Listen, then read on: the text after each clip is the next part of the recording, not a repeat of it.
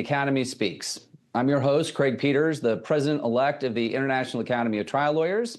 And today our topic is about Juneteenth and the presidency of my good friend, Joe Tucker. I'm pleased to have him with us today. He's a fantastic trial lawyer, a devoted Philly fan, and a friend I've had the pleasure to travel with and experience concerts and stand-up shows with. And as I mentioned, he is our immediate past president of the Academy. Joe, welcome to the podcast. Craig, good to be back. This has to feel like a full circle moment for you. You've been the one doing these podcasts for the past year. You started these podcasts, and now I'm interviewing you. It's a little awkward, but I think I can handle it because you know how you and I roll. And it's good to be unconstrained and unbridled, and I can say what I want to say without being president. So watch out now. All right. Do we want to give a trigger warning? That sounds enticing. We might have to give one. We'll see how this thing unfolds. All right. And I think our timing is quite interesting. We've not only just sort of wrapped up your year as president that you and Alicia had, which was amazing.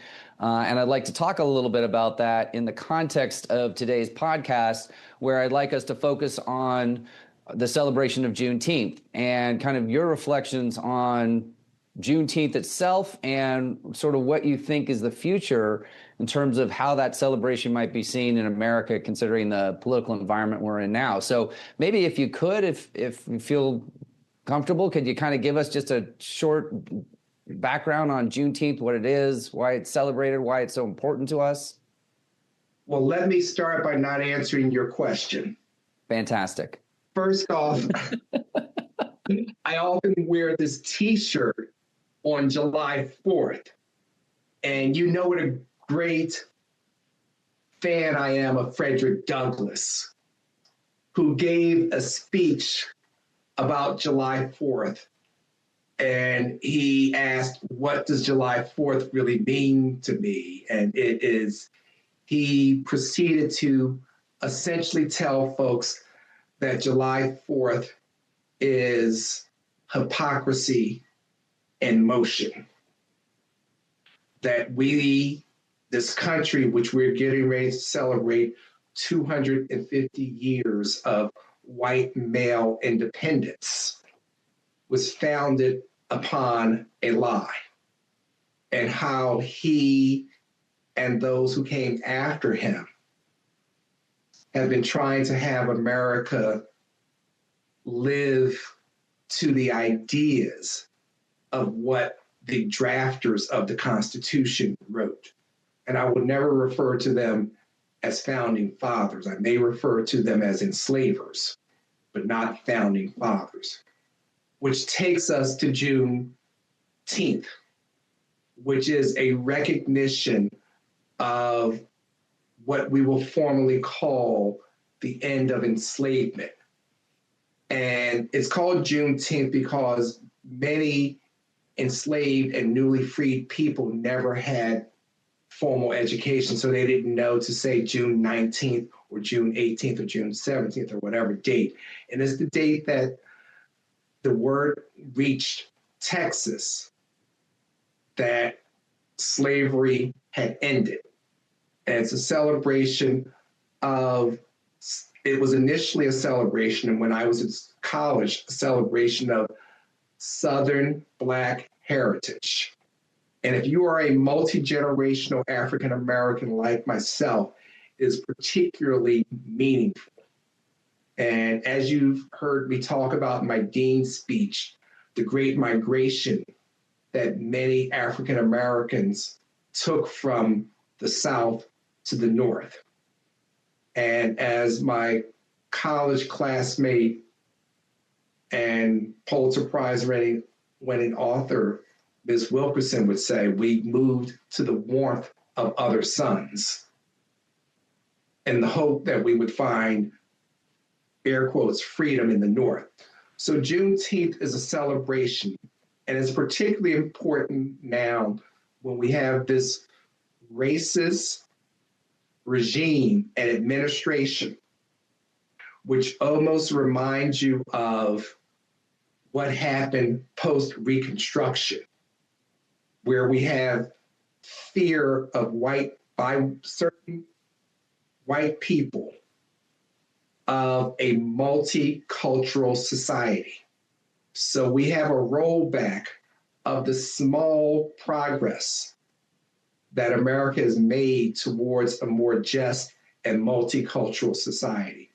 We have a rollback of voting rights, which is particularly sensitive to me because the Voting Rights Act was written by the blood of people who protested, who died, who gave up their livelihood to ensure that we would be able to vote. And this conservative Supreme Court has now rolled back and gutted the Voting Rights Act. So I think this year in particular, we need not just Black people, but we need allies who support the true rule of law and true justice to come out and celebrate Juneteenth Day. This year specifically, I will be protesting July 4th. Did that answer your question, Craig? I think so. Yeah, and it actually leads to a couple of things that I want to talk about today. One is sort of the lack of effect of laws that actually don't get enforced or don't get recognized, which Juneteenth certainly is a reflection of that, right? The slaves were freed, at least on paper. We'll call them people who were enslaved. People who were enslaved. And that word did not reach them till some significant time later. And so again, kind of has something to do with the rule of law doesn't really work unless it's put into action effectively and quickly to get the results desired. So we'll talk about that in just a minute. But first, I want to talk about what you just mentioned. And something that I mentioned a lot of shit there, Craig. You did mention a lot of things. But something that was, I would say, a hallmark of your presidency, you reminded fellows in the academy who are limited to 500 in the U.S. of those under, I think, the age of 70 or 75, but people who tend to have means to fight fights that maybe other folks can't take on. And you reminded us and all of the rest of our colleagues in the academy, our fellows, to agitate. And I'd like you to talk a little bit about kind of how you took that mantra and tried to give it real meaning and teeth, if you will, for not just our fellows and spouses and family members of fellows, but also kind of the public writ large. Some of the things you did, for instance, this podcast, statements you made, if you could talk a little bit about that and kind of what your motivation was, why you did that, and what you think the effect was. Let me begin by saying, and I've said it before, I want to thank the fellows in the academy who supported me so much in what I was doing, that I never found any resistance to any of my ideas, my goals, even when I was speaking out and when I was agitating. It was actually to the contrary. I was receiving comments, Joe, you're the president we need right now because of that racist administration that's going on. So you and every member of the academy empowered me and encouraged me. I wanted to speak out. I wanted to speak out with constant public statements, whether it was me being on the Katie Couric show and speaking out about what it meant that certain law firms had capitulated to the administration's demand that they perform certain services. I was proud at the beginning of my tenure as president, the very first thing that happened was a unanimous vote by the board to speak out and demand that we abolish capital punishment. And when we initially started that journey, and I called for it in my dean's speech back in 2023, there was some hesitation. But because of the open-mindedness of the members of the academy, they allowed me to agitate. And by the time it finally came to the floor for a vote, it was unanimous. And you were preaching to the choir with me. I was a criminal defense public defender, no less, for almost a decade and a half, and I saw that firsthand. So I'm not sure there's anybody in the academy who's more appreciative of that work that you did to not only get the academy to take a stand, but I think the way in which it happened, to your point, where at first there was like, oh, this feels like it might be a little political, but you really helped, along with, I think you had some help from, I think Kathleen Flynn Peterson helped, and there were some other folks that helped. I think maybe everyone. I don't want to take single credit for it, because Paul let me do it, and he helped. Kathleen Flynn Peterson gave me a broad scope of, Joe, go do it, do what you want to do with it. She even had some of her meetings geared around the idea of the abolition of the death penalty.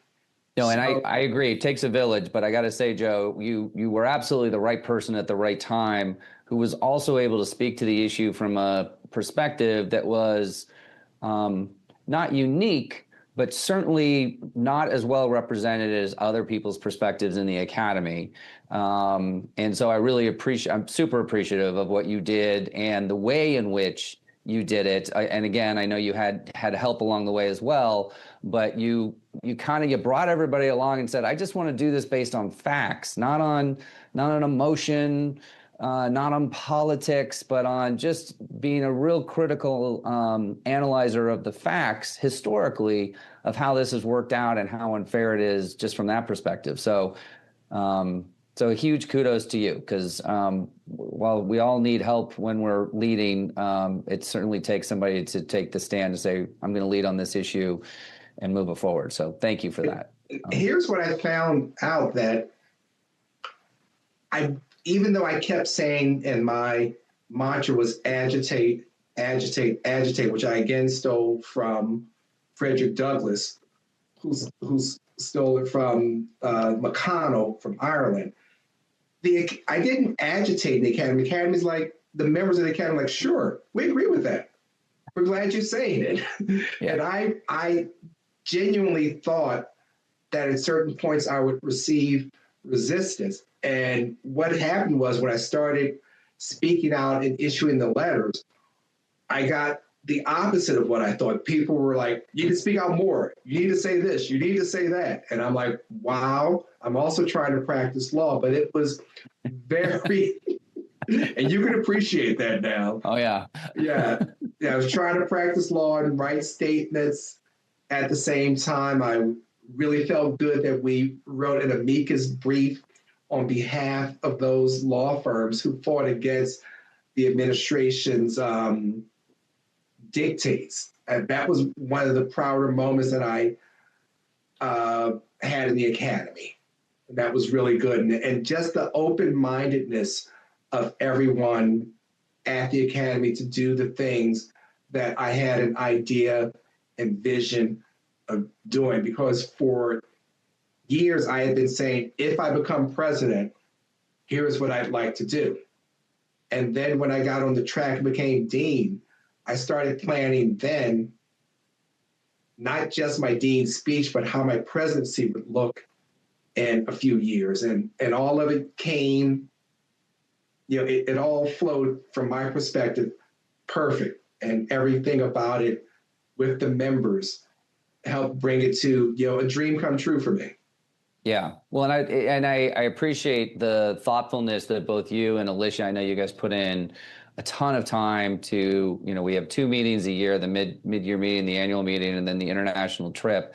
And all 3 had such a high degree of care and curation and real kind of presence about what it was, not just a place to meet that would be amazing and a chance for us to all have fellowship together, but to also to remind us of those things that you had talked about. And I'm wondering if you can talk a little bit perhaps about the last meeting where we transitioned from your presidency to Jim Roy's presidency that happened in Charleston, and kind of what your thinking was there and why that was an important place for us to have a meeting for you.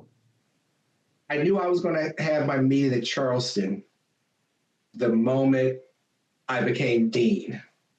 And I knew I was going to have it there for the reasons that I said I was going to have it there, because I wanted everyone to know that you have a Black president. And we're going to a different side of Charleston. We're going to explore the complexities of Charleston.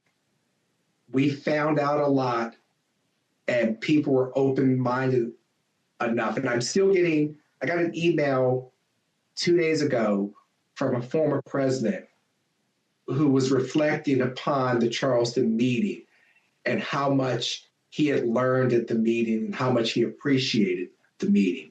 And when I say the complexities of Charleston, we know it because of the carriage rides, the beautiful homes there, and other the Southern things. charm. Yeah, the Southern charm.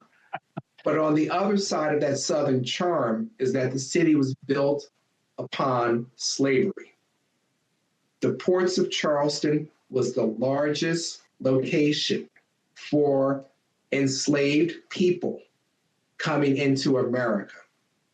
And we had one event at the International African American Museum. And when we were negotiating with the hotel did not have a relationship with the International African American Museum. And I told them that the hotel would not have a relationship with the International Academy of Trial Lawyers if they didn't get a relationship with the International African American Museum, because that's where we were going to have one of these signature events. Hard stop. And if I can real quick, Joe, I just want to point out to folks who don't know, our definition of the rule of law is that the law treats everyone equally.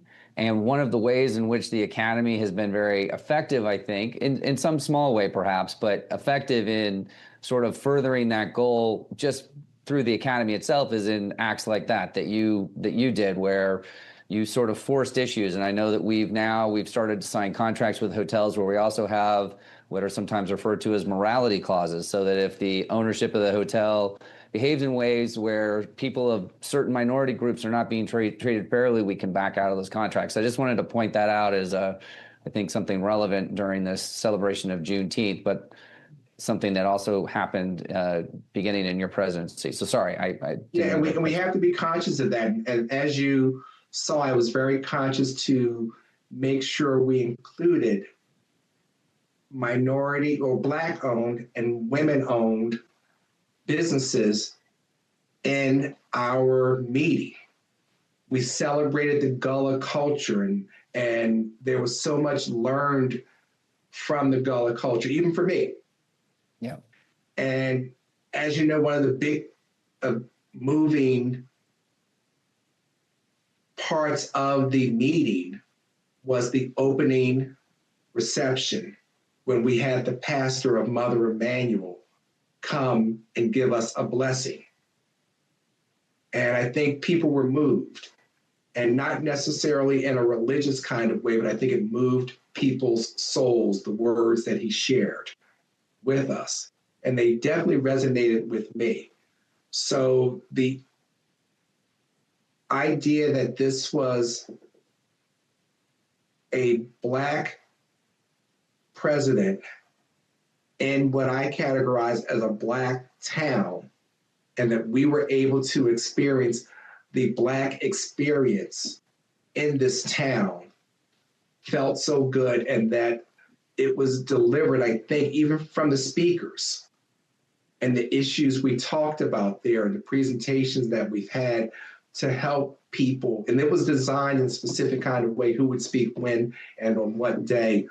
All of that went into my thought process. So can you talk about that a little bit? About we had Clyburn there from Congress, and the author who actually wrote about the massacre at Mother Emanuel. Yep, Right Kevin there, Captain Sack. Sack.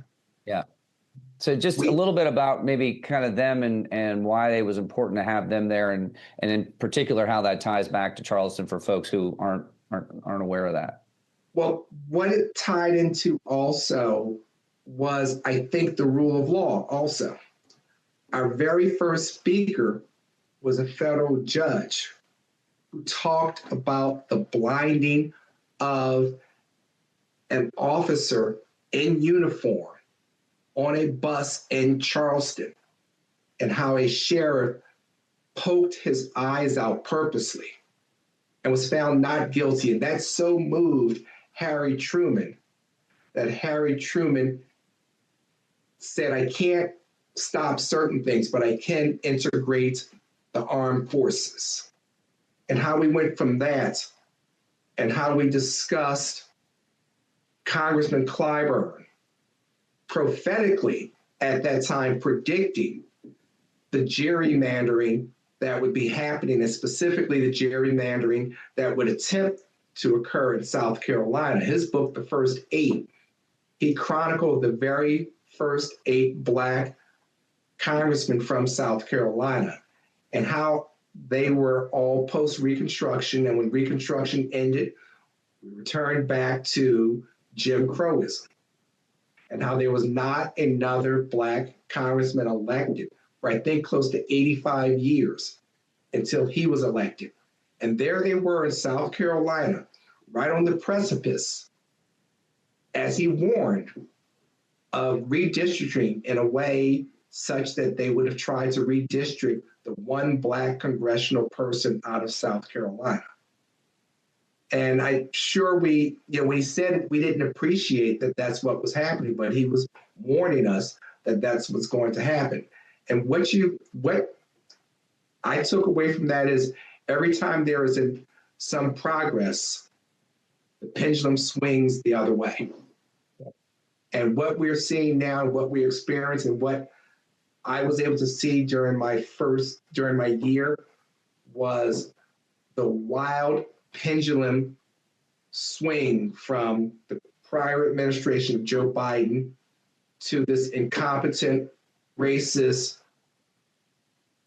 child molesting protector that we have now as a president.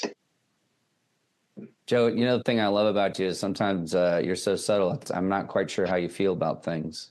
And again, it made you the president that we needed at the time, maybe that we still need. Perhaps you can come back in my year and just sub in, because I feel like you do such a much better job. How about not? I am going to so enjoy your presidency. I've already signed up for everywhere. You're taking us from Amsterdam to Antarctica, and one of my favorite cities, San Francisco. Well, hopefully we will continue the good work that you've done.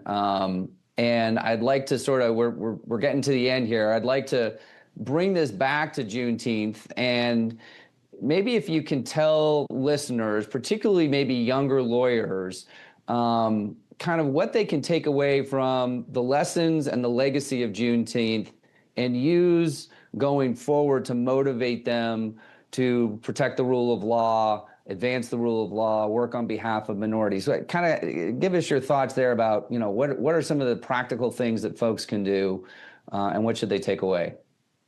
I'm going to paraphrase someone who's much smarter than me. An unjust law is not a law that I need to follow. And simply because people say it's the rule of law doesn't mean it's a law you need to follow. As you know, Craig, I have been specifically critical of our Supreme Court. And I asked the question, if we were alive when Dred Scott was decided, when Plessy v. Ferguson was decided, would we support the Supreme Court because that was the rule of law? I think the resounding answer is hell no. I said that same thing about what the Supreme Court is doing right now, and specifically as it relates to the Voting Rights Act and the gutting of rights for our gay and lesbian communities, rights of minorities, the rollback of DEI. I say to the younger lawyers, do not accept what you see. Make it what you want it to be. And there is nothing wrong with critical analysis, and I mean deep critical analysis of things that you see. Go out, and I talked about this a lot during my podcast, do some pro bono work. I know it's difficult being a lawyer, but do some pro bono work. Agitate, agitate, and agitate. Yeah. As some people that we've had at the Academy, we need to get proximate to the issue. We need to person the issue.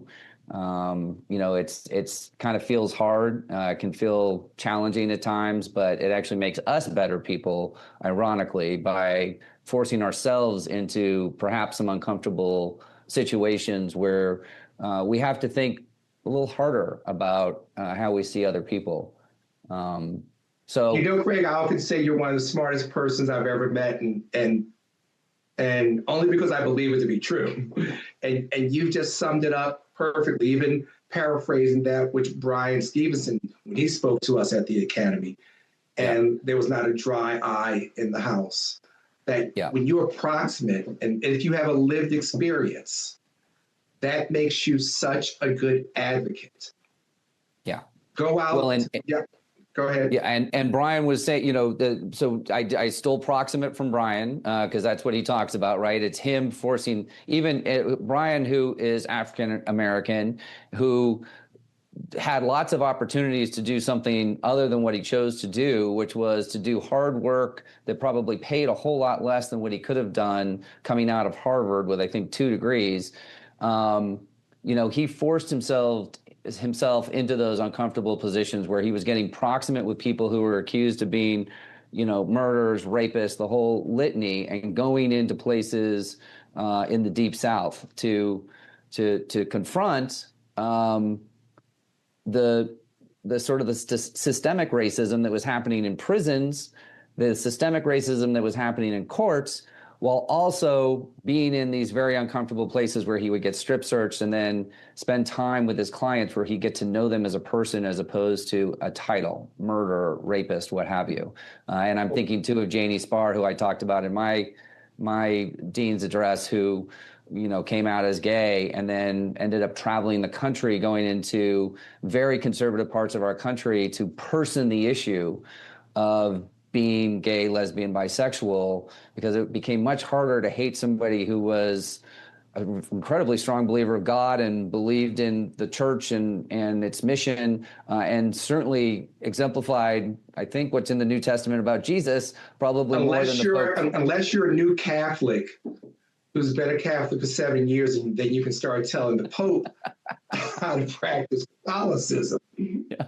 But I want to go back to the Brian Stevenson thing. What I love about Brian Stevenson, what people can also take away, he's holding up a mirror to America with what he is doing with the history of lynching in America. So to the extent that there is another message about Juneteenth is, do not let these people rewrite history. History is sometimes uncomfortable.